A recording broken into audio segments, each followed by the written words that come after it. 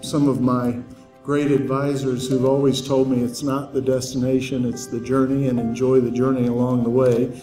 I know everyone here today is excited, thrilled, very much looking forward to fulfilling the final wishes of their loved ones or friends. This particular mission represents a lot of persistence. Our launch services provider, NASA, everybody involved in this mission has been at it and been trying to do these things, and we do them, of course, as President Kennedy said, not because they're easy, but because they're hard. With this mission, we will have launched more than 1,000 folks into orbit, which is more than any country has ever accomplished. So it's a great day for all of us, and we're thrilled that you're here. This mission is for you, it's because of you, and it's about you. I can tell you that they are like a family to us, just like y'all are all like a family to us, because we are a unique bonded family in this flight. We're just really thrilled to be able to think about wherever we are, looking up and remembering him.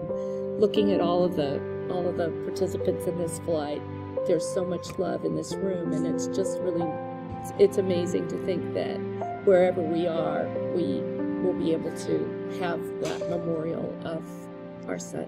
So thank you for letting us share. Thank you very much. Of course, everybody in this room knows what it's like to be inspired by spaceflight, to be inspired to reach out and imagine and think of things that are even beyond your imagination. Ken Stone was that person for our family.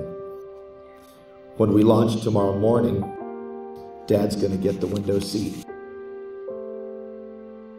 We want to thank Celestis and everyone involved in this memorial spaceflight for allowing us to celebrate the lives of those that have inspired us,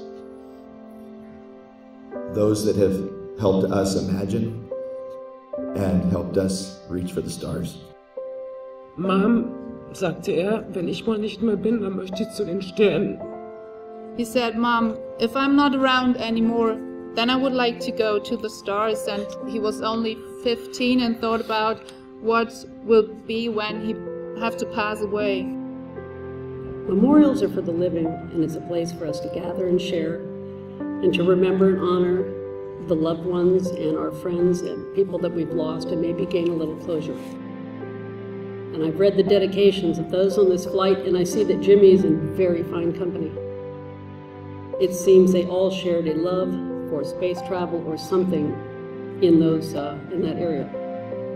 To quote Leonardo da Vinci, "When once you have tasted flight, you will forever walk the earth with your eyes turned skyward. For there you have been, and there you will always long to return." And they must have had that in mind. Must have had Jimmy in mind when he wrote that. And tomorrow, Jimmy will get his wish.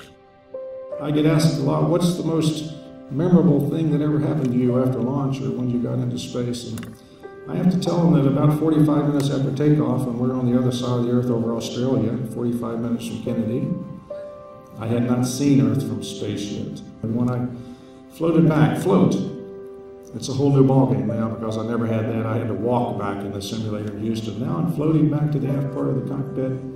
Hadn't even thought about seeing Earth yet. Set up the computers, hit the button, and as the payload that bay doors opened, my God, I'm over Australia. And as the payload bay doors got wider and wider, I could virtually see from Perth on the west coast to Sydney on the east coast. We were high inclination orbit down over Australia, and I think I had to stop and take a deep breath because I felt like my heart was going to jump out of my chest. And I got that first glimpse of Earth. I think what your folks are going to feel. It's an experience. It's one that you'll always remember as one. It's one that catches you and holds you, and if you're trying to look at it through a little viewfinder, you're not going to get the maximum impact. So watch it as an experience, as a happening, as something that your friends and loved ones on board would want you to enjoy. So thanks for coming. We hope that you're happy. We see you hopefully tonight or in the morning. Be out in the area. Anybody has any questions that they'd care to ask. Just don't hesitate. It'll be a great experience for you, and I've seen in the order of 150 or so launches of one kind or another, and every one of them is just as exciting as the first one was. So come out and enjoy yourself. We're happy to have you here.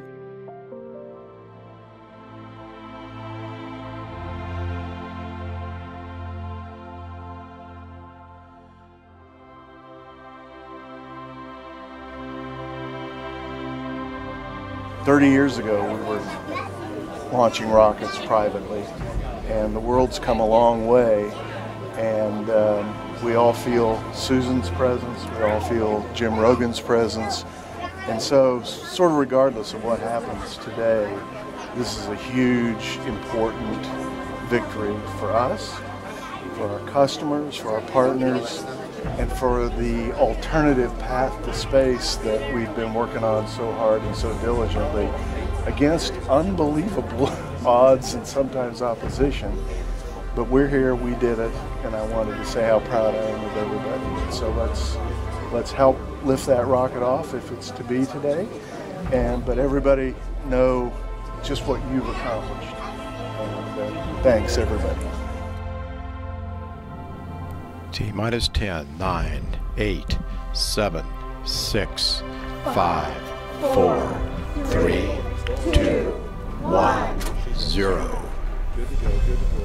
And launch of the SpaceX Falcon 9 rocket as NASA turns to the private sector to resupply the International Space Station.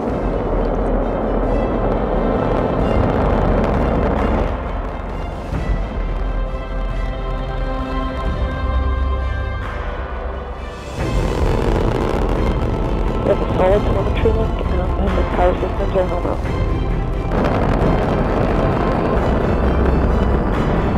Starting gravity turn. Vehicle has reached maximum aerodynamic pressure. Solid telemetry link and the power systems are nominal. Nominal velocity of MECO. Stage set confirmed. And that ignition confirmed. Falcon 9 and Dragon are in orbit.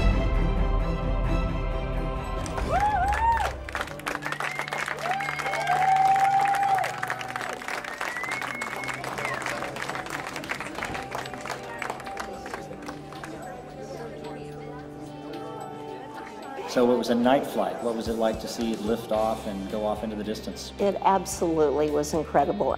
The glow from the rocket was like watching the souls go to heaven. I was able to tell him before he passed on that he would have some of his ashes shot into space, just like Gene Roddenberry, and that was rewarded for me in a big, huge smile from him. So I knew that the choice was correct.